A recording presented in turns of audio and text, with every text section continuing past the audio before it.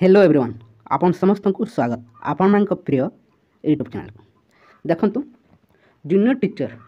रो case देखंतु एबे वर्तमान डबल बेंच रे केस गुडी को रजिस्टर होई सारी अछि एबे लिस्टिंग होई हियरिंग हेबा को जाउछि यार प्रोसेस केबे शेष हो काहे कि विलंब हेगोछि देखंतु ए प्रोसेस को शेष करबा पई चाहछंती एवं जो नेक्स्ट 10 के डिक्लेयर करा जाउछि से 10 के को मध्य यथाशीघ्र प्रोसेस आरंभ करबा पई चाहिए ताहले मन रखु ओसेपा मत देखो डबल बेंच जाऊँगी जो सिलेक्टेड होते ड्राफ्ट लिस्ट नाम रही है मत देखो डबल बेंच जाती जो राय से देखो चैलेंज करी समस्ते देखो डबल बेंच रिक्वेस्ट कर देखो रजिस्टर हो सारी अच्छी एवं बर्तमान कौन कले देखो ये प्रोसेस शेष होगा देखो डिस्ट्रिक्ट वाइज ये प्रोसेस ये बर्तमान शेष हो पार नहीं कहीं जी देखो जॉब देव सी देखो डबल बेंच जा सारी अच्छी पिला माने जाइथिले देखो गवर्नमेंट निहाती भाव प्रोसेस शेष कर पारि था कहीं स्टे लगी नथिले किंतु जिते बेले निजे गवर्नमेंट ओसेपा जाइए डबल बेंच को ये देखो प्रोसेस स्टे ही रही पर्यंत डबल बेंच रे केस शेष न हो किपरि भाव प्रोसेस को स्पीड अप करा जाई पारिबो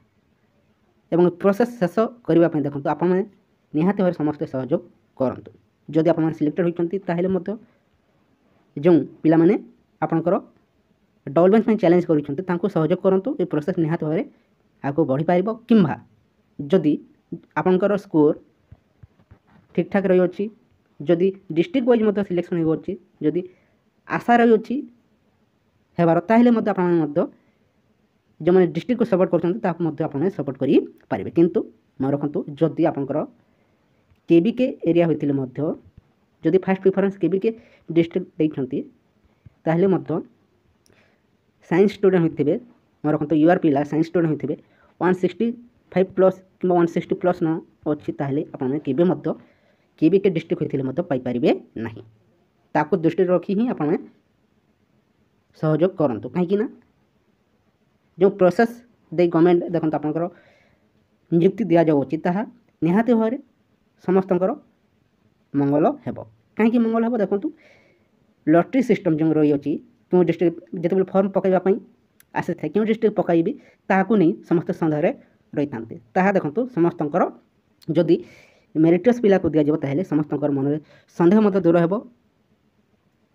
एवं पढ़ापढ़ी प्रति नजर रहिबो क्यों डिस्ट्रिक्ट पकाଯିबो एवं कम मार्क रखिले मध्य हेबो से प्रति जेमिति कहार नजर न जाई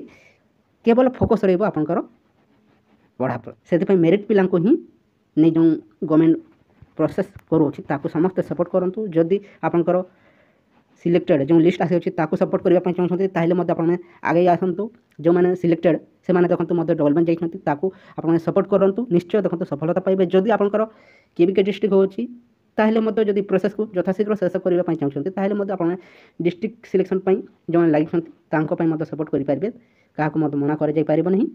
डबल बेंच रे जेपरि यार समाधान होई आसु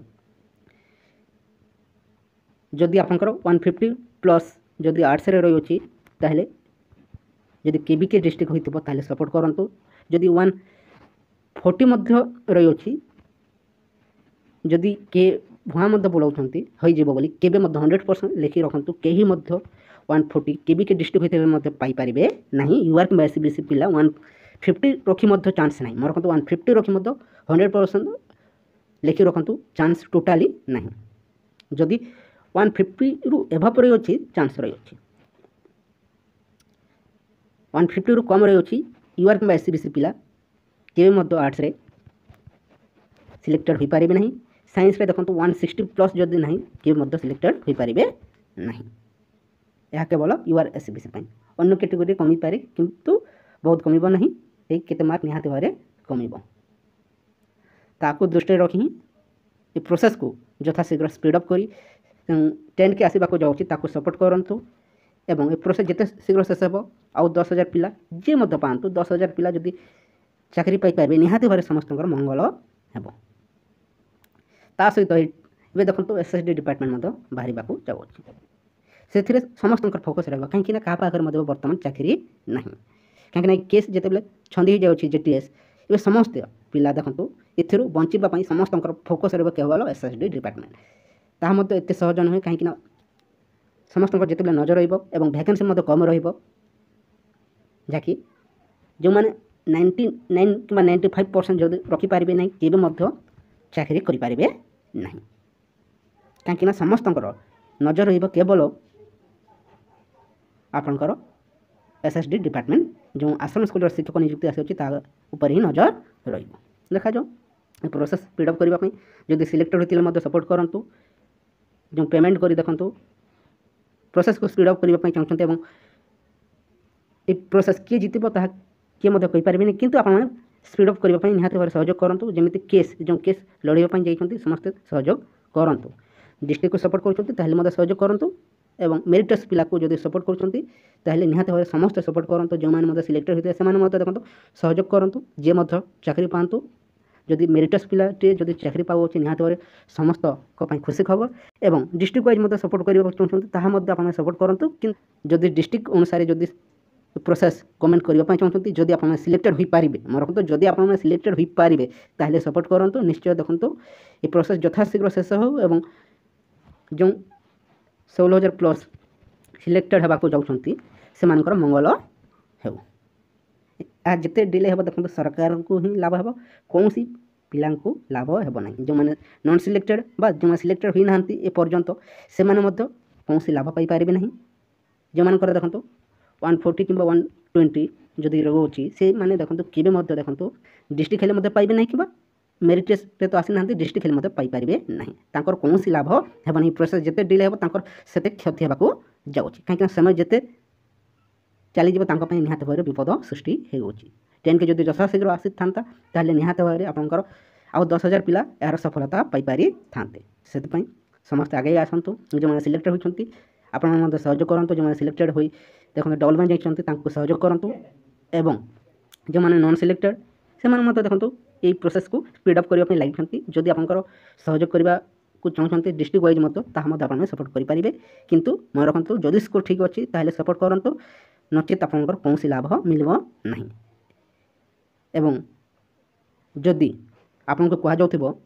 ପିଟିସନ୍ ରୁହନ୍ତୁ ଚାକିରି ପାଆନ୍ତୁ, କେବେ ମଧ୍ୟ ସମ୍ଭବ ନୁହେଁ। ଦେଖନ୍ତୁ ତେଣୁ ପିଟିସନ୍ ହେଲେ ମଧ୍ୟ ଚାକିରି ପାଇପାରିବେ ନାହିଁ। ଯଦି ସ୍କୋର ଯଦି ଠିକ୍ ନଥିବ କେବେ ମଧ୍ୟ ସମ୍ଭବ ନୁହେଁ। এই କିଛି ଇନଫର୍ମେସନ୍ ରହିଥିଲା, ନିହାତି ଭାବରେ ସମସ୍ତେ ସହଯୋଗ କରନ୍ତୁ ଏବଂ ଏହାର ଭିଡ଼ିଓର ଲିଙ୍କ୍ ସମସ୍ତଙ୍କୁ ସେୟାର କରିଦିଅନ୍ତୁ,